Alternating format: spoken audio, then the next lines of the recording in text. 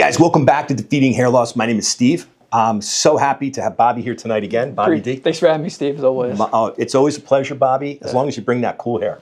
I do what I can. And I got to have really cool hair on this channel, and I'm just the guy that's got hair, thank God. Thank God. But you're the guy with the cool hair. Try. Thank you, Steve. So tonight we're going to talk about financial advice. You like that? I'm down. I'm listening, Steve. All right. I mean, there's all kinds of financial advisors out there, right? Yeah. I have this saying, if you don't learn from history, you're doomed to repeat it, right?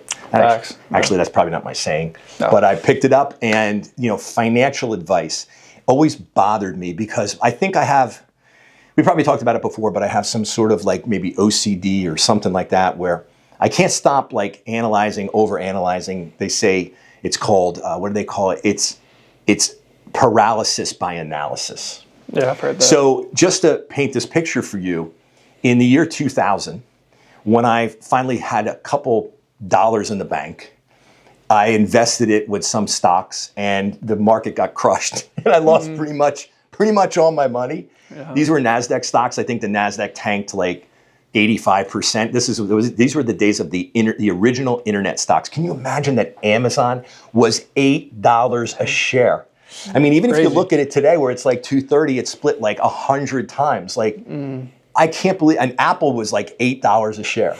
Isn't that insane? Yep. Yeah. Well, I'd still be shooting videos, but I definitely would be driving a different car if I would have bought those stocks. I used to be driving the same car, Steve. You're so cheap. I'm just kidding. Probably right, Bobby. So what's that have to do with hair? Okay, here's the point, okay? When I got crushed by the internet stocks, and I learned my lesson to be very careful and don't believe everything you read or listen to these financial advisors and all that, I learned something that they used to tell me all the time, which was, oh man, you can't be in this investment because you're going to get beat by inflation. You can't be in this investment because you're going to get beat by inflation, right? Well, I will say my mother, God bless her soul, she's deceased. She just wanted me to be in CDs. That was the big thing. And back in the late 70s, I think it was into the mid 80s, CDs were paying ridiculous amounts of interest. So my mother was probably right. But then as I got older and actually got to have some responsibility and actually save some money, it wasn't a lot of money, but what I always heard in my back of my mind was CDs. Now at that time when I was looking at those internet stocks or invested in those internet stocks, CDs weren't paying a whole lot of money. And then once the market crashed, they actually lowered interest rates to bring the mortgage rates down so the housing market could feed the economy and save the United States from economic collapse because of the stock market. All this was centered around the Twin Towers coming down as well. Okay, gotcha. Okay?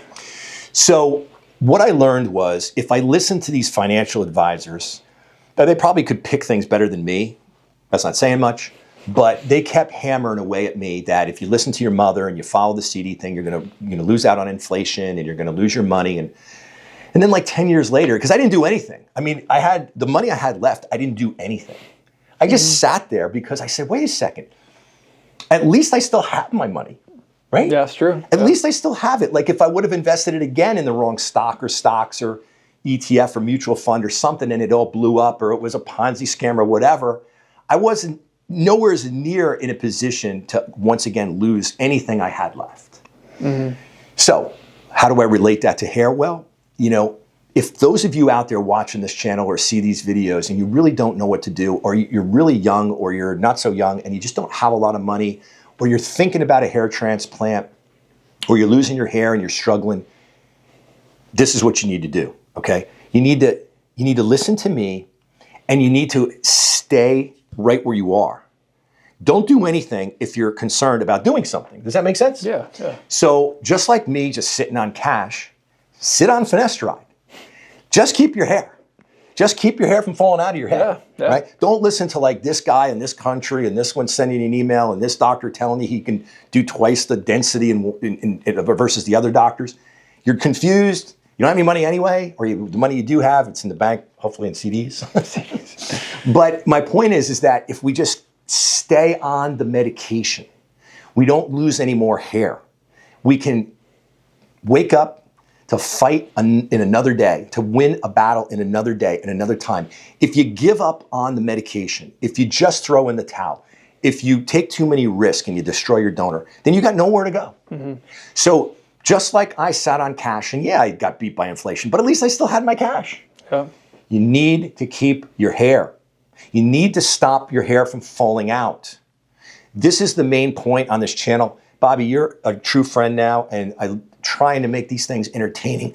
Excuse me, entertaining so you'll watch them. Mm-hmm. I hope we're doing a good job. I think you do, Steve. Yeah. Steve Michaels does a good job.